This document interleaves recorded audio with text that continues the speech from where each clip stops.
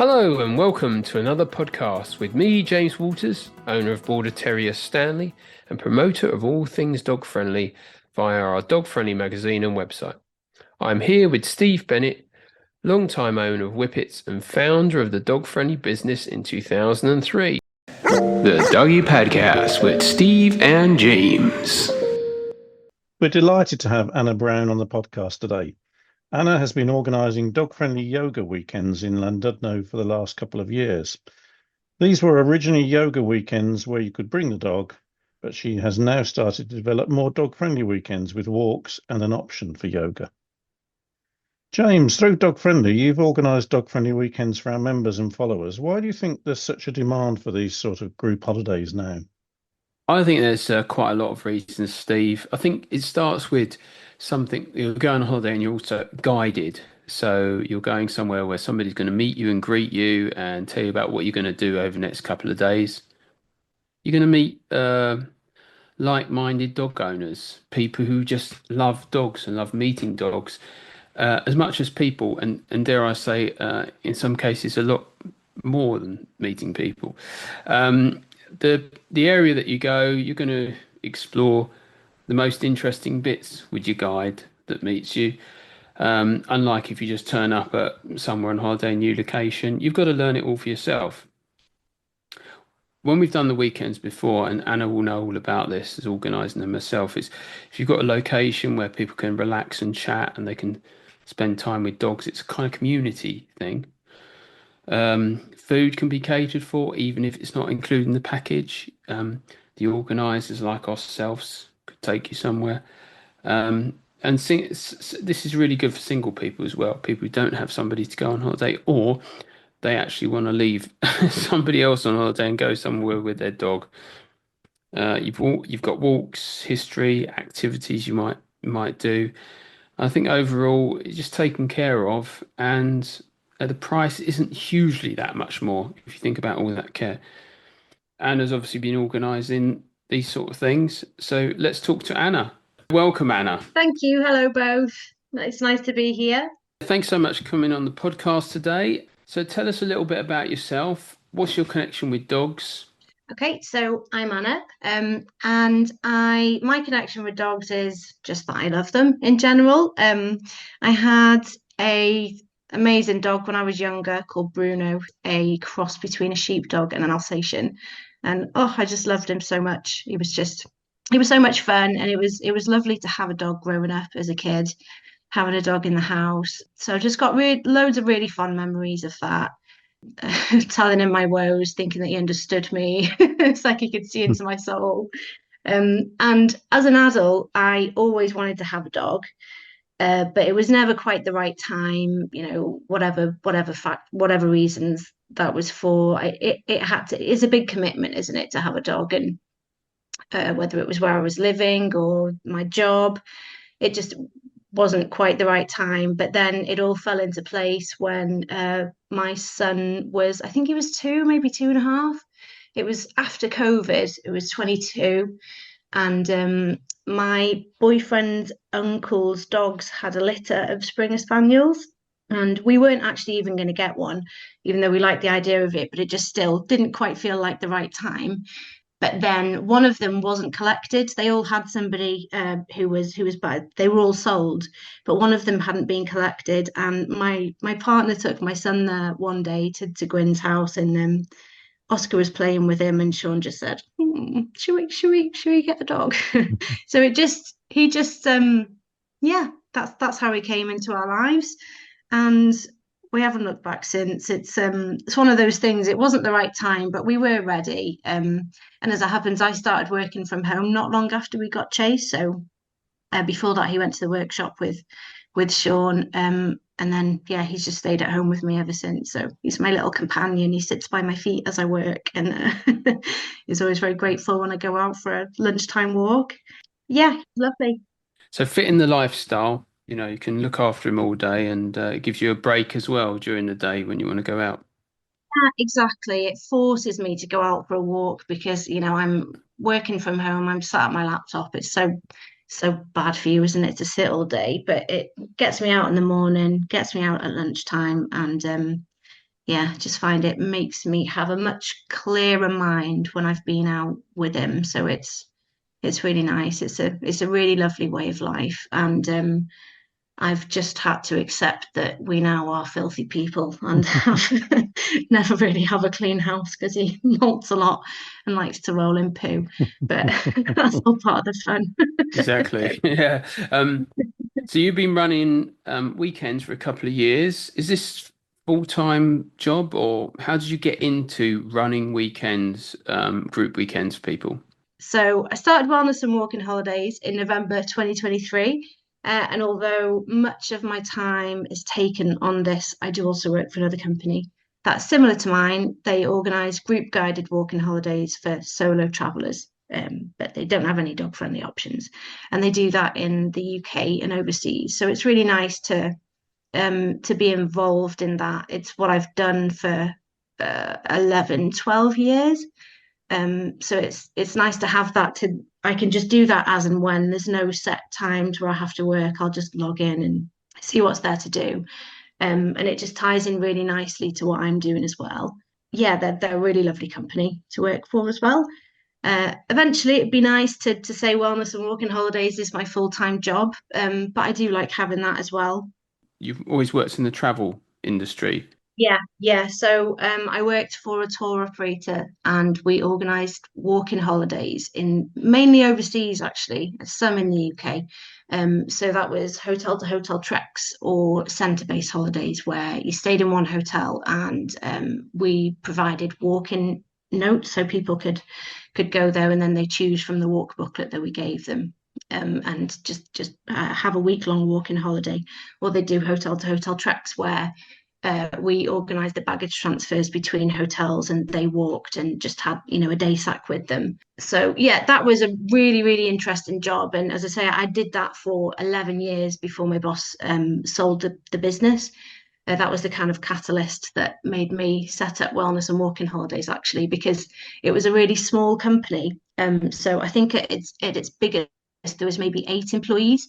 So it meant that I got good practice in all aspects of the business. Because wherever it was busiest, that's where I'd be. From January to March, I'd be in sales. I'd be part of planning the holidays, invoicing them even. I did bookkeeping. So I gained a lot of experience through doing that. And when he decided to sell, I thought, right, okay, what is it that I'm going to do? What is it that I want to do? And I just had the confidence then that I could do this myself and do it my way as well. So yeah, that's how it came about. So it's yoga and wellness. So apart from yoga, what's the wellness aspect of the weekends and breaks you've done? So wellness can mean absolutely anything. It can mean a fishing holiday, it could be a walking holiday, it could be anything. So when I first started, I thought I had the idea of having this company and providing wellness breaks for people with a big focus on them being affordable. But then I sort of thought, yeah, right, this is a really good idea. This could work. This would be really good. And I thought, oh my God, where do I start though? where do I base it? What accommodation do I use? And I had to just, that's why I started with Llandudno, because I had to just pick a place basically and go, right, we do it there. What are we going to do? The two main popular activities for wellness breaks are walking and yoga. So I'll do that. Just went from there. But yeah, I can organize bespoke breaks for groups as well. So whatever type of accommodation people want to use, wherever they want it to be, whatever activities they want to have included, I can do that. And I love that when someone comes to me and they say, could you organize more of a creative break for me with, I don't know, a mandala painting workshop and then a little bit of this, a little bit of that. And I can then, that's super easy for me then. It's great because I can just find the relevant instructors and practitioners and just put it all together. So what was the inspiration to start inviting dogs? When did dogs get involved in this? So I decided to try a specifically dog-friendly break because it was a question that I did get asked, can I bring my dog along? And I'd always have to consider, obviously, the accommodation that I used. The accommodation that I used in Llandudno for the first weekends, it's not dog friendly. So that kind of put the idea into my head that actually it would be nice to develop one that is that's directed at people who have dogs. But also a factor of it as well is if somebody brings their dog along to a holiday that's not been advertised as dog friendly, then you might get people that have booked on and actually they might have an allergy to a dog, or they might have a phobia or just not like dogs, and it might put them off coming if they find out retrospectively that there's going to be dogs there.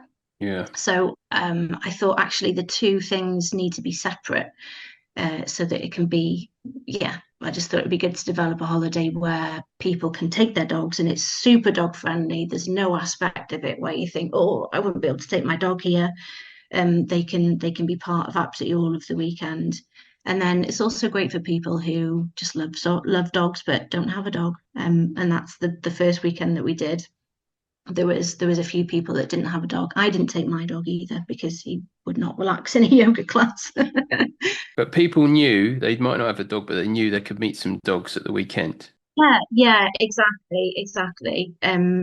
Yeah, and I'd spoken to people. I attend various events as well. Like if there's a wellbeing festival or anything that kind of ties into what I'm doing, I'll go there and have a stall so that I can talk to people, because I find it's a much nicer way to sort of promote what I'm doing, talking rather than sitting behind a laptop and posting on social media, which is a Yeah. bit soul destroying. But yeah, a lot of people at those events as well said that they would like something they could bring their dog to. Oh, okay. So I just thought that'd be really nice, and it yeah, and then it just all fell into place. I hadn't actually started planning one, but I just found out about the accommodation that I use and thought, oh, okay, yeah, that sounds good. Let's go with that. Have you done other weekends in places other than Llandudno? Yeah, I have. So I have run a few breaks in mid Wales in a place called Stay Little that's in Powys. I use a really nice group accommodation called Havering Forest Hideaway. That's owned by a lovely couple called Sarah and Darren, who are absolutely amazing hosts. They're so good. They both love the outdoors. Sarah's a lowland walk leader, and Darren is a mountain leader, and he's also a general outdoor instructor as well. So he's a paddleboarding instructor. He can teach archery. He can do axe throwing sessions. So there's all sorts of really fun things that you can include in a break with them. So he guides a walk through Havering Forest up to the source of the Severn. And then the following day, there's this paddle sports lesson on the Llyn Clywedog, which is just a 10-minute drive from Havering Forest Hideaway. And Sarah is an amazing cook. She keeps us really well fed with massive cooked breakfasts, really good ingredients from local butchers. She does picnic lunches, and she makes us really gorgeous 2-course evening meals, which is always really nice. She never tells us what she's making. People always go, oh, what's for tea? And she's like, I'm not telling you. But then The elements of surprise. yeah, but then you sit down and you think, oh, I hope it's going to be good. But oh my God, it's always so good.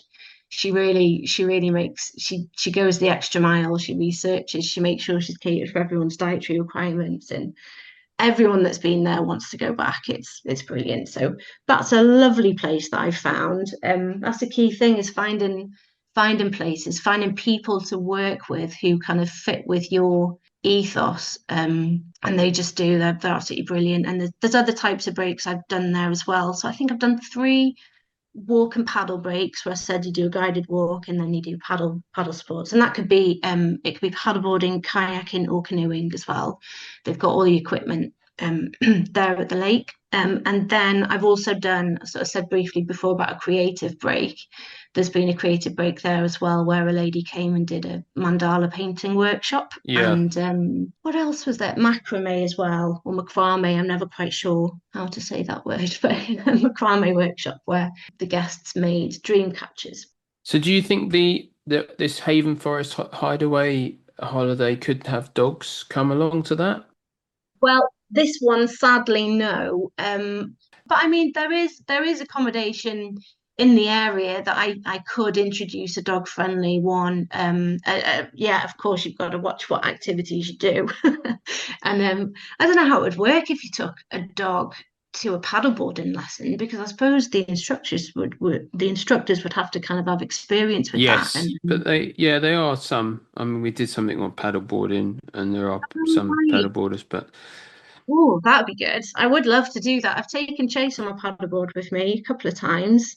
First time we fell in, that was fun because I got a bit cocky and I took a selfie and stupidly didn't have my phone in a waterproof cover. So yeah, yeah, and then other breaks. I've also run a retreat in Llanrwst, it's just outside of Llanrwst in North Wales, and that's with a glamping and camping site called Hourglass. Um, those retreats aren't advertised as dog friendly, but it's a really dog friendly site, so people could bring their dog if they wanted to. But again, say with the activities, you've just got to kind of, there's a sup lesson included with that one. So I suppose if anyone did want to bring a dog, we'd just have to organise for somebody to kind of look after them at the side of the lake yes, whilst their owner okay, enjoyed the session. But everything else, it's all outdoors. So there's yoga, but that's under a stretch tent outside. So I think that would be okay to have dogs there, or just leave them. They've got shepherd's huts there, so you could leave them in the shepherd's hut for an hour. So yeah, that's a nice option that we could have dogs on. But yeah, it's a lovely break.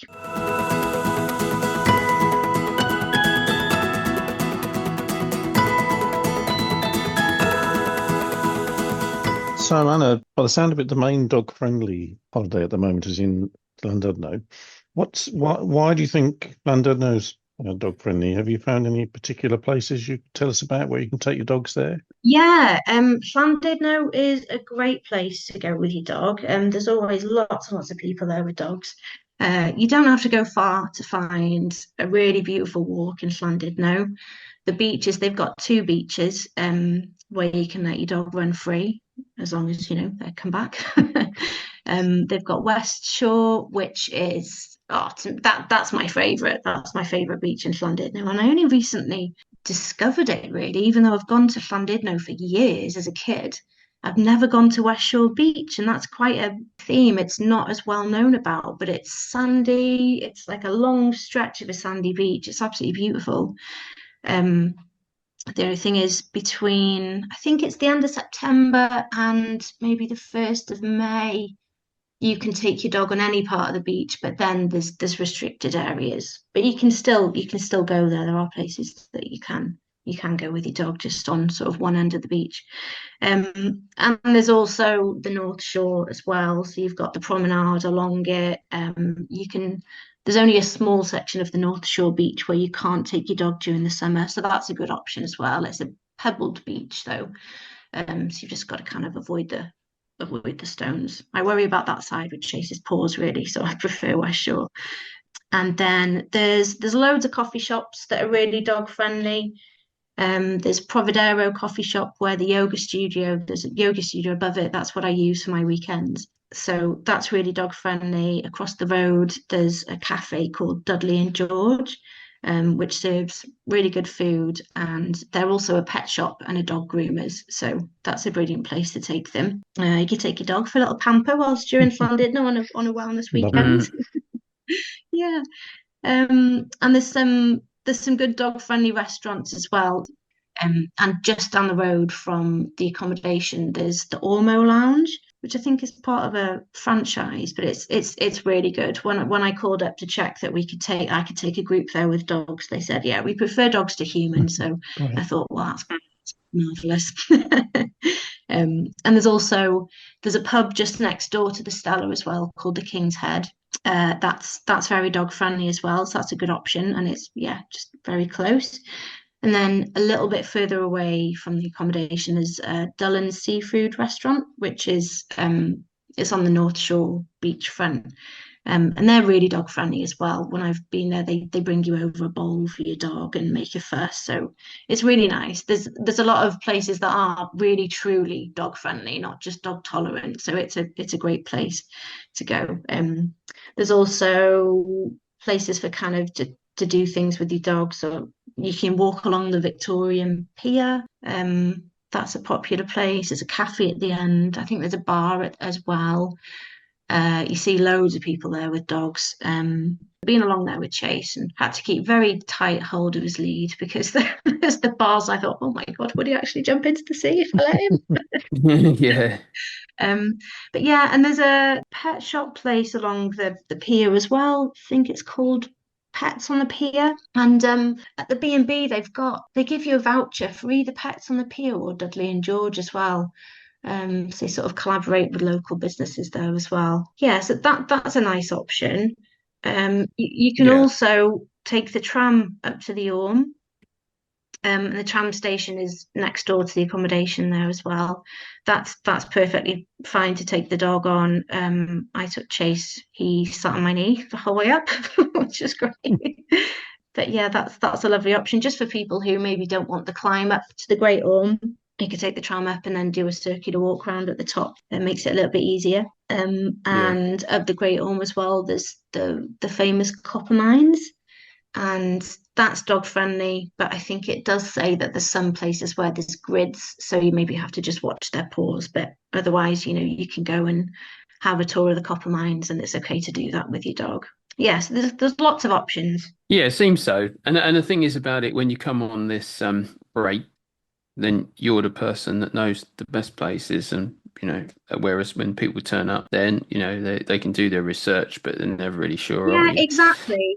You don't quite know until you get there just how dog friendly it Yeah. is, how well it'll work. So So are the yoga sessions okay for beginners, and what sort of people turn up on your weekends? yeah, so the yoga sessions are absolutely for beginners. The yoga instructor actually teaches courses for complete beginners. And I find her to be really, really good at explaining not only what you're doing, just in a way that kind of paints a picture. So when I'm in her yoga class, I don't feel like I need to look at her all the time.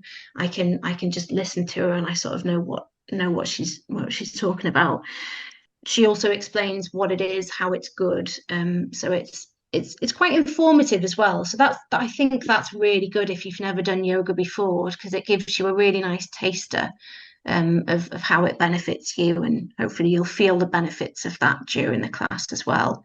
And she sort of emphasizes it's about moving your body. You don't have to be flexible. It's just about moving. Yoga is for everybody. And I've never felt I've been to yoga classes before where I felt a little bit intimidated and like I should be really, really skinny and flexible.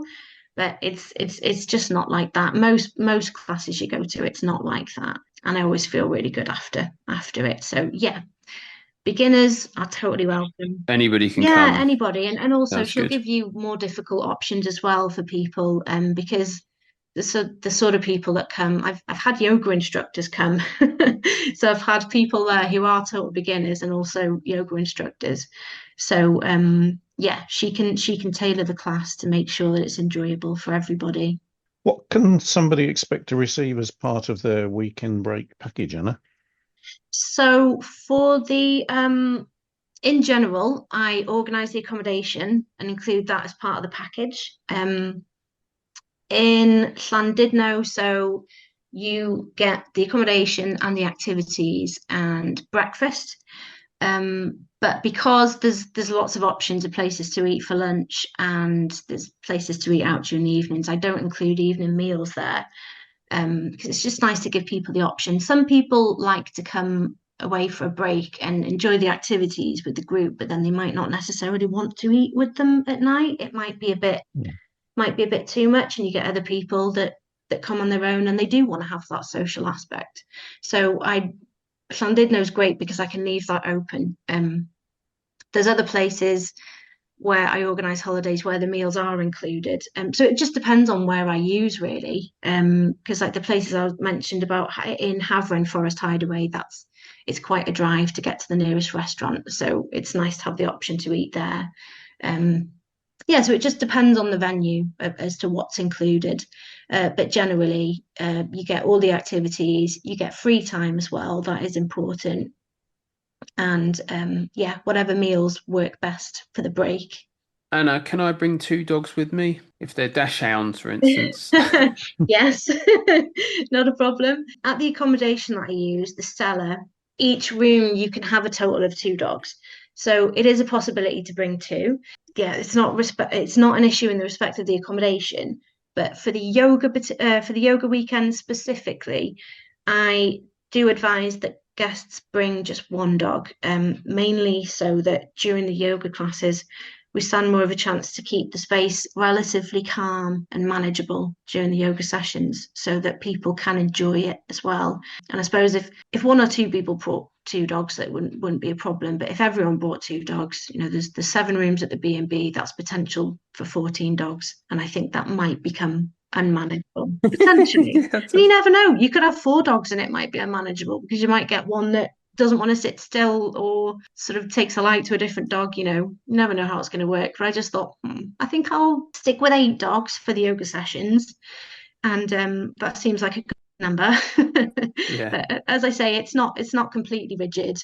And also if someone said, right, I'd like to bring 2 dogs, I'd have a look at who else I've got booked, how many dogs are already coming, and talk to the owner about their dog and how they think they would be in the yoga session. If they said, I know that they would just sit next to me and they wouldn't move and they'd be really chilled there, then yeah, it wouldn't be a problem. Sort of got to trust the owner's judgment as well, whilst Mm. trying to kind of manage the situation. But also, Kristen at the Stella, she's now registered as a dog sitter.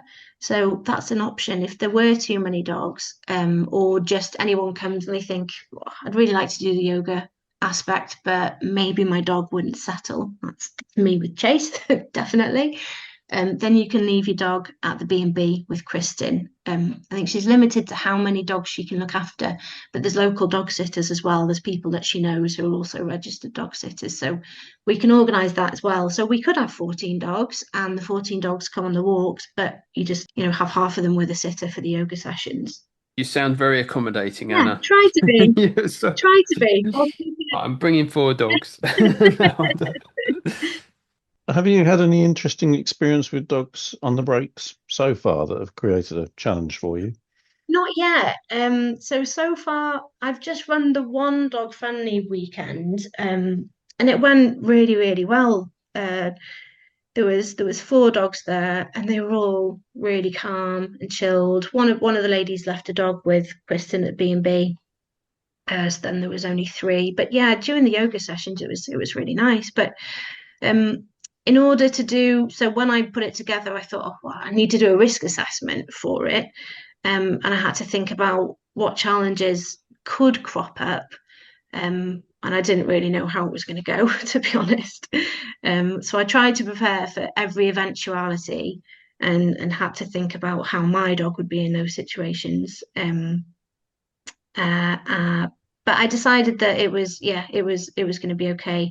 I was there to kind of monitor how the dogs were, but in the end, I wasn't needed. I could stay and enjoy the class, which was quite nice because I said I've had my trainers next to me, and I just said to everybody, if anyone's dog becomes unsettled, they're not comfortable in this environment, or you think, do you know what, I would just like to be able to relax a bit more.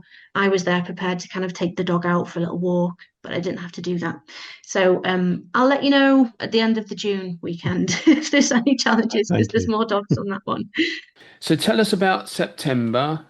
So the September one is the same format as June. That's the yoga and then the Great Orme Walk. But the October one is just a walk-in weekend. So just to remind you, September 1 is where it's yoga, but also there's an Great Orme walk included. So it's a little bit more about the dogs than maybe it has been in the past. Yeah, it's more tailored for because the yoga weekends, the normal ones, there's 3 yoga sessions, there's a pamper evening, and there's a guided mindfulness walk. So I kind of stripped it back a bit because I thought, well, people that come with dogs, they might 3 yoga sessions, maybe too many, and maybe there should be a group walk instead. Because actually, in yoga sessions, it's a lovely experience, but you're not socializing really as much as you do when you're out on a walk. I Yeah. just think when you're out walking with people, that's when you really get to know people and feel kind of that community spirit builds. even stronger than it does with a meal or with a session where you're quiet, I suppose, because you can't really build connections if you're not talking. So yeah, I just thought 2 yoga sessions would be nice for the dog-friendly weekends, and then a group walk on the Saturday. And then there's free time as well, so people will have the option to stick with people from the group if they want to, and do another group activity and another walk somewhere, or as I say, they can go off and do their own thing. Okay, and the October one is more just dog walks. Yeah, that's just a walking weekend. So there will be a guide who I'll use a local guide who's got, lots of knowledge about the area, about the history of the area, and interesting facts about the geology and flora and fauna. So that's a great thing about being led by a local guide is it just makes the walk so interesting, learning about things as you pass. So on that one, we will include a walk around the Great Orme, of course. We have to include that. It's iconic. And also there'll be a walk to the Little Orme as well, which is equally as impressive. And actually, I prefer the views from the Little Orme because you've got panoramic views of the Conway Valley, the sea. You can see over to Great Orme. It's absolutely stunning. On a sunny day as well, you can see for really far. And there's also some really lovely forest trails that we can do as well. So you can walk from Llandudno down to Craigadon through the forest and then across to Little Orme. So that's a really nice walk. And there's also a walk along West Shore as well. Got to get West Shore in because I love it there. And you can walk. It's a fairly easy walk along West Shore down to Conway, where you can stop and maybe have a coffee at a cafe and then come back. So that's an out and back walk. Excellent. So a lot going on in October Yeah. for people interested in that more dog walking Yeah. one. Do you have any plans to do different types of dog-friendly weekends in the future? Yeah, I would like to eventually add more walking weekends that are dog friendly. I have spoken to a dog trainer who's interested in doing a retreat for people with reactive dogs. So she'd include kind of bonding sessions, training sessions. With that one, I need to find accommodation that's really suitable for it though, because the dogs you need to be able to keep the dogs separate. So when they're coming in and out of their accommodation, they need to have a lot of space to not pass people. So I'm thinking maybe a glamping site, something like that would be really good. So that's an exciting option that I'm going to be further developing. And also, yeah, I mean, walking weekends in different locations as well, other than Llandudno. I've started there because I know it, and that's the big thing. I've obviously got to know the areas that I'm using. But I'll definitely introduce some new places in Wales as well. I'm really interested in kind of dog training, bonding type breaks. I think that would be really nice. Just trying to think of, I try and think of things that I would like to do myself with Chase. There's things that it would be, yeah, if I could get him not pulling quite so much on the lead, just having someone there with me for a weekend, I think, rather than going to a session and have someone kind of observing his behavior for a good few days. I think that would be really useful. Not that he's a problem dog, he's wonderful. He's very strong. And he pulls. So next weekend, June, the yoga weekend, dog friendly. Have you got spaces left, or is that all completely full now, Anna? So there are spaces left. The B&B is full, but I've already booked an alternative for one lady who's coming with a dog. There is, yeah, so there's the possibility of a few more people coming. And what was the date for that one? Remind That's us. the 27th to the 29th of June.